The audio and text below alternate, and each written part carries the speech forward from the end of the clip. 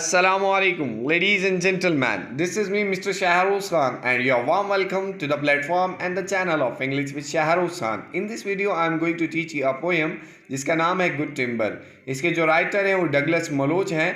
इसके 4 स्टैंजा हैं और ये एक मेटाफोरिकल पोएम है। मेटाफोर क्या होता है, इसके ऊपर वीडियो बना दी गई है, लिंक जो है उसका डिस्क्रिप्शन पे मौजूद है। सबसे पहले आपको ये बताते चलते हैं कि टिम्बर कहते किसको हैं। Timber means a kind of would, एक लकड़ी को कहा जाता है। ये उस लकड़ी को कहा जाता है जो बहुत बेहतरीन होती है, अच्छी होती है, जिसके फर्नीचर वगैरह बनाए जाएं। गेट हो गया, चेयर्स हो गई और बाकी चीज़ें जो एक्सेट्रा फर्नीचर के लिए इस्तेमाल किया जाता है, उस लकड़ी को हम इंग्लिश में कहते हैं टिम्बर। पहले स्टैंजा की पहली लाइन को देखते हैं। कहता है the tree that never had to fight, वो दरख्त जिसको कभी लड़ना ना पड़ा, फॉर सन, सूरज के लिए, एंड स्काई, आसमान के लिए, एंड एयर, हवा के लिए, एंड लाइट, और रोशनी के लिए, but stood out in a open plan, लेकिन वो तनहा खड़ा हुआ है एक वसी इलाके के अंदर, मतलब खुला सा मैदान है और वहाँ पर अलहदा से ये दरख्त जो है वो खड़ा हुआ है। And always got its share of rain, और आसानी से बारिश से जो पानी होता है वो इसको आराम सुकून से मिल जाता है, मतलब इसको मुश्किल का सामना नहीं करना पड़ता। जैसे जंगल के अंदर बहुत ज़्यादा दरख्त हो तो वो बेचारे, किसी को पानी मिलता है किसी को नहीं मिलता, इस तरीके से इसके साथ नहीं है। ये अकेला खड़ा हुआ है, बारिश जब होती है तो इसको पानी आराम से मिल जाता है, सूरज की रोशनी आराम से इसको मिल रही है, आसमान आराम से, हवा, लाइट, हर चीज़ें आराम से मिल रही हैं, इसको कभी लड़ना ना पड़ा हो। Never became a forest king, कभी भी जंगल का बादशाह ऐसा बंदा नहीं मिल सकता जो मुश्किलात का सामना ना करे। But lived and died a scrubby thing, लेकिन जीता है और मरता है एक बेकार चीज़ की तरह। समझ गए बात? इसका भी मतलब जो यू ऑफ नो यूज़ है, बेकार चीज़ है। ये आपको पहला स्टैंजा था। दूसरे स्टैंजा को देखते हैं अभी हम।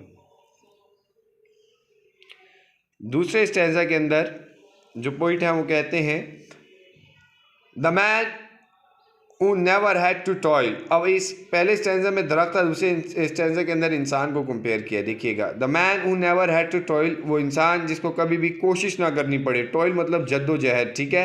टू गेन, हासिल करने के लिए, and farm his patch of soil, या ज़मीन के हिस्से को जरखेज़ करने के लिए या उसको काश्त करने के लिए।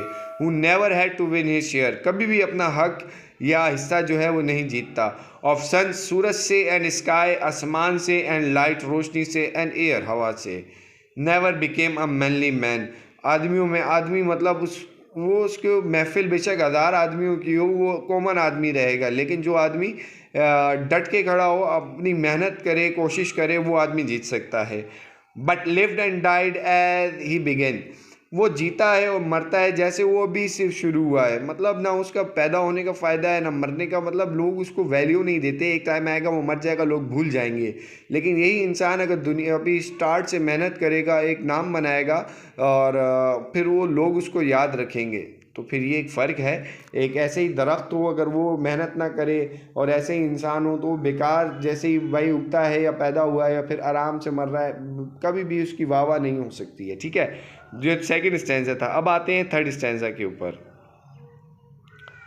Okay, so here we have third stanza.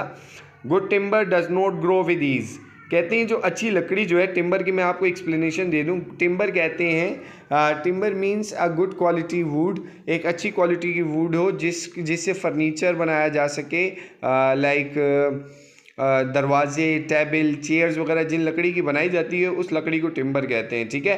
तो ये कहते हैं good timber does not grow with ease, अच्छी जो लकड़ी है वो आसानी से नहीं उभरती। The stronger wind the stronger trees, जितनी तकड़ी हवाएं उसको टकरती हैं उतना तकड़ा दरख्त वो बनता है। The further sky the greater length, जितना उसको तेज़ हवा लगती है उतना तकड़ा दरख्त होता है वो, जितना ही आसमान को छूता है और उतनी उसकी लंबाई जो होती है वो बढ़ती है। द मोर द स्ट्रॉम, जितने ज़्यादा तूफ़ान का वो सामना करता है, द मोर द स्ट्रेंथ, उतनी उसकी ताकत क्या होती है, बढ़ती है। बाय सन, सूरज से, एंड कोल्ड, बेशक सर्दी हो या गर्मी हो। बाय रेन, बारिश हो, एंड स्नो, या बर्फबारी हो। In trees and man good timber grow, इसी के अंदर तकड़े और जानदार लोग या दरख्त उभरते हैं। ऐसे ही हालात के अंदर आपका लास्ट स्टैंजा है।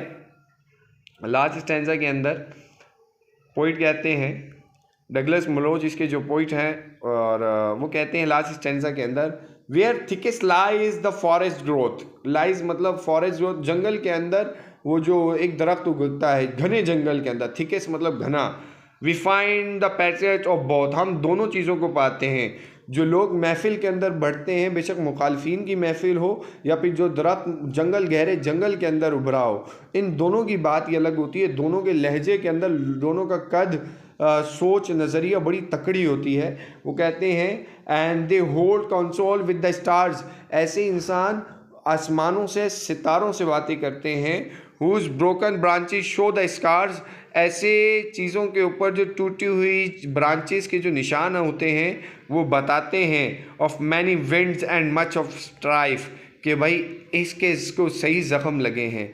मतलब एक इंसान अगर वो उभरता है, उसके जो जिस्म पर ज़ख़म के निशान हैं, तो इससे हमें अंदाज़ा हो जाता है यार इसको लगता है माजी के अंदर इसने बड़ी मुश्किलात सही हैं। तो जब वो माजी के अंदर मुश्किलात सहेगा तो मतलब सोचेंगे how strong the person is, तो उसकी मेहनत होगी। This is the common law of life, यही कॉमन लॉ है ज़िंदगी का। तो ये आपके पोइट है डगलस मलोच, इन्होंने पोइम लिखी है गुड टिम्बर, जिसका मतलब ये है कि ये कंपेयर किया गया है एक दरख्त को एक इंसान से।